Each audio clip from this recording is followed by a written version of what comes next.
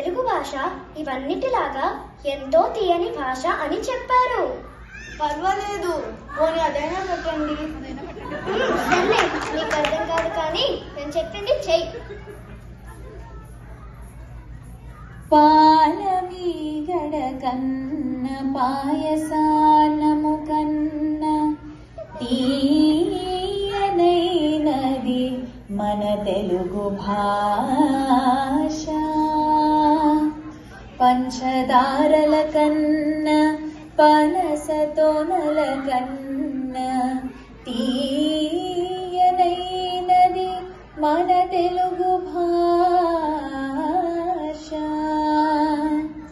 జుంటె తేనెల కన్నా జున్ను ముద్దల కన్నా తీయనైనది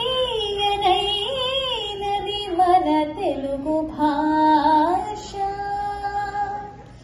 తీయ మామిడి కన్నా తీపులన్నిటి కన్నా తీయనైనది మన తెలుగు భాష. తెలుగు భాషలో పుట్టుటే దివ్య వరము. తెలుగు తల్లిని ఎదలోన తలుచుకుంచు పూజ్య భావము తను వెల్ల పులకరింప.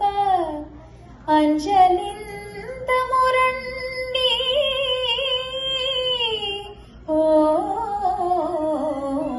అమ్మలారా, అంజలింత మురండి ఓ అయ్యలారా, అంజలింత మురండి ఓ ఆప్తులారా.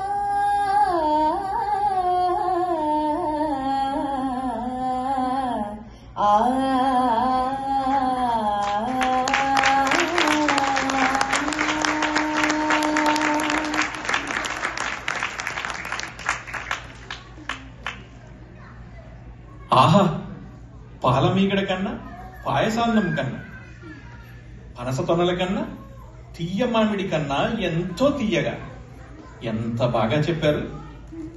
కవి సామ్రాట్కి కొండవీడులో అడిగినంత సంబరంగా ఉన్నట్టుందే. ఏమిటి, ఇది మన కొండవీడా? అయితే మరింత ఆనందం. ఆహా ఆహా, అప్పుడే కొండవీడి దాకా వచ్చేసామా? బాగుంది. అయితే పదండి, మరిందుకు ఆలస్యం. మహాప్రభో, మనం వచ్చింది మన తెలుగు రాష్ట్రాలకు కాదు, అమెరికాలోని సియాటల్ నగరానికి. ఆ పిల్లలు దశమ వార్షికోత్సవానికి తయారవుతున్న పిల్లలు.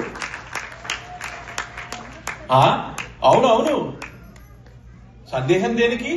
వీరంతా తెలుగు పిల్లలే, వీరంతా తెలుగువారే. నేను చెప్పేది ఒకటి, పట్టలేని ఆనందంలో నీకు వినిపించేది ఇంకొకటి.